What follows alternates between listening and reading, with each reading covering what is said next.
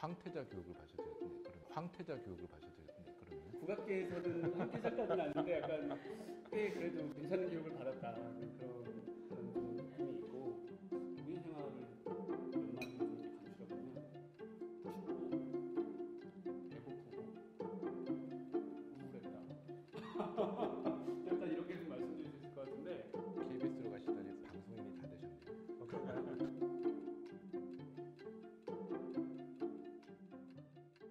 안녕하세요. 오늘도 서초동의 MC 지휘자 지중배입니다. 오늘은 우리나라 국악계의 다시요. 안녕하세요. 오늘도 서초동 시즌4의 MC 지휘자 지중배입니다. 오늘은 우리나라 국악계의 새로운 돌풍을 일으키고 있는 KBS 국악관현악단의 박상우 지휘자님을 모시고 이런저런 얘기를 나눠볼 텐데 그 국악계의 지휘자와 또 저는 서양음악을 하는 지휘자의 만남이라서 굉장히 설레고 궁금한 점도 저도 많습니다. 그럼 한번 모시겠습니다. 안녕하세요. 일찍 오셨네요. 네. 제가 손에 뭐가 묻어가지고 손 닦고 반갑습니다. 지중배입니다.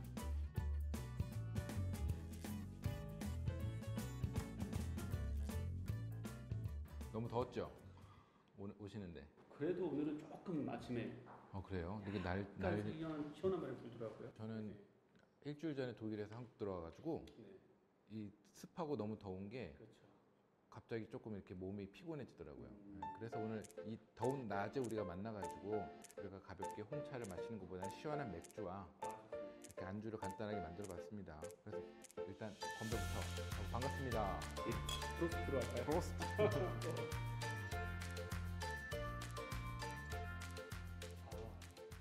이것 좀 한번 드셔보세요. 독일에서도 공부하셨다고 해가지고 독일의 그 감자전 레스티에다가 예. 우리나라 호떡을 조합해봤어요. 아까 말씀드렸듯이 서양 음악과 국악 음악의 만남. 잘 아시다시피 독일에서 감자전이 소울푸드 같은 거잖아요. 그렇죠. 김치. 먹을 감자밖에 없으니까. 맛있을 것 같습니다. 일단 한 입 먹어보겠습니다. 네.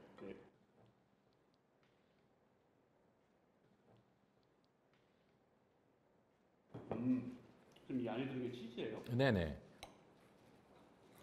야, 이게 약간 전 같기도 하고, 약간 빵이나 떡 같기도 하고, 간식 같기도 하고. 네. 약간 짭조름한 게 아주 맛있습니다. 네. 짭조름한 게 아주 맛있습니다.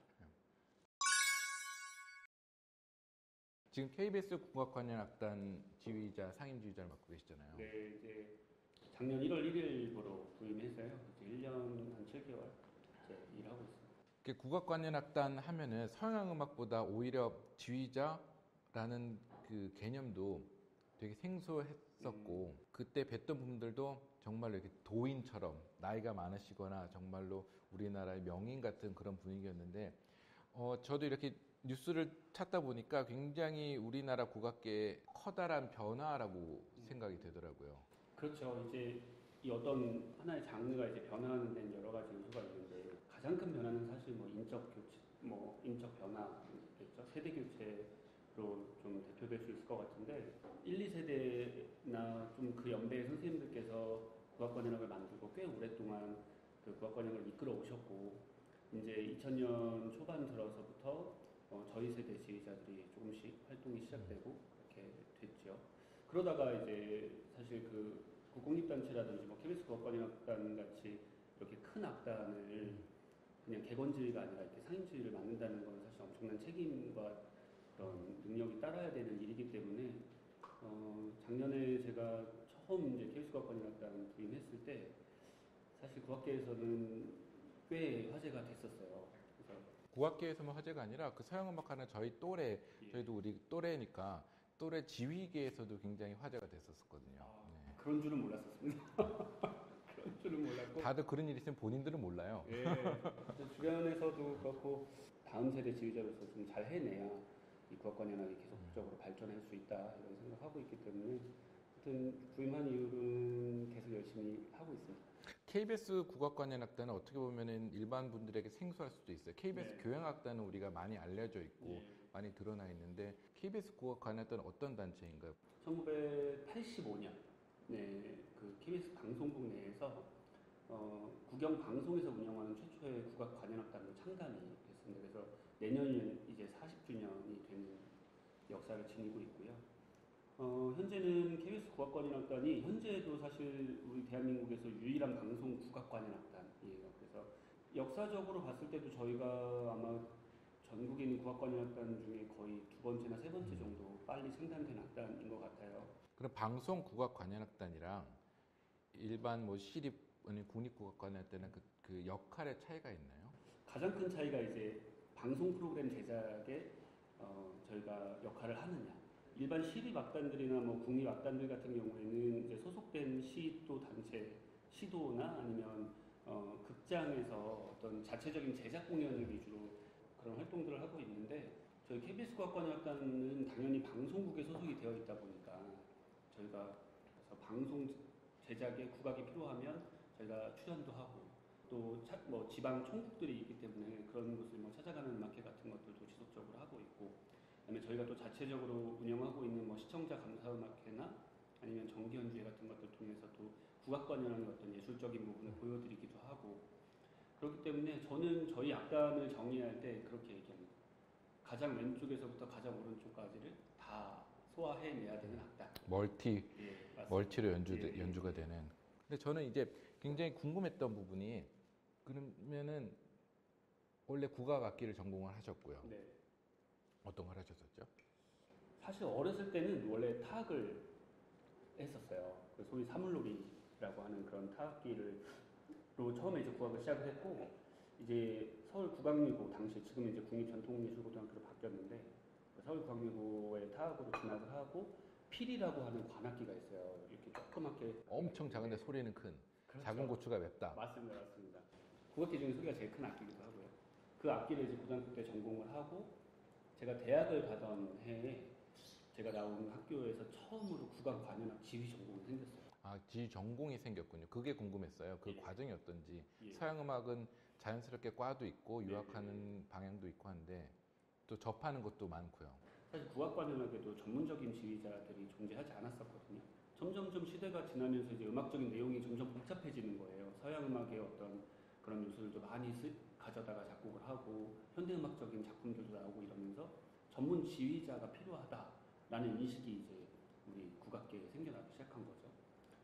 그러다가 이제 2002년에 처음으로 학부에 이제 국악 관현악 지휘 전공이 생긴 거예요. 그래서 당연히 처음 생겼기 때문에 뭐 입시도 지금 뭐 서양 오케스트라의 그런 것처럼 정교하지 못하고 그냥 뭐 자유곡 한 곡 지휘하고 일단 해봐라 이런. 뭐 피아노 내지는 뭐 국악기 중에 자유악기, 자유곡 연주하고 그런 정도의 입시였는데 뭐 제가 이제 피리는 계속 전공을 하고 있었으니까 피리 전공하고 입시 준비 뭐 한 1년 정도 해서 이제 학교를 가게 된 거죠.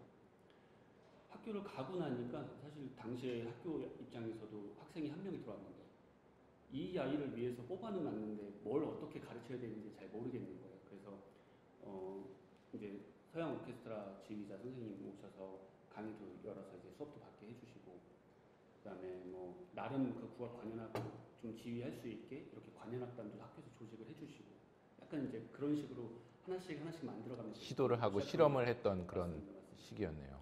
근데 지금 생각해보면 오히려 그래서 굉장히 도움이 많이 됐어요. 세상에 어떤 학교가 매주 관현악을 할 수 있게 한 명의 학생을 위해서 관현악을 제공해주는 학교가 많이 없잖아요. 황태자 교육을 받으셨는데 그러면은 국악계에서는 황태자까지는 아닌데 약간 꽤 그래도 괜찮은 교육을 받았다 그런 좀 느낌이 있고 오히려 초기여서 1기여서 좀 가능했던 것 같아요. 1기여서 그렇게 해서 독일로 유학도 가시고요. 서양 음악을 그러면은 또 전문적으로 또 하셔야 될 텐데. 그래서 이제 지휘 공부를 대학에 가서 하다 보니까 답답하고요. 뭐가 더 있는 배우고 것 같은데, 싶고. 뭐가 더 있을 것 같은데 좀 그런 답답함들이 있더라고요. 그러다가 학교 졸업하고 이제 제가 그 중앙국악관현악단이라고 하는 민간 악단에서 민간 국악관현악단이 있었는데 거기서 부지휘자 생활을 잠깐 했어요.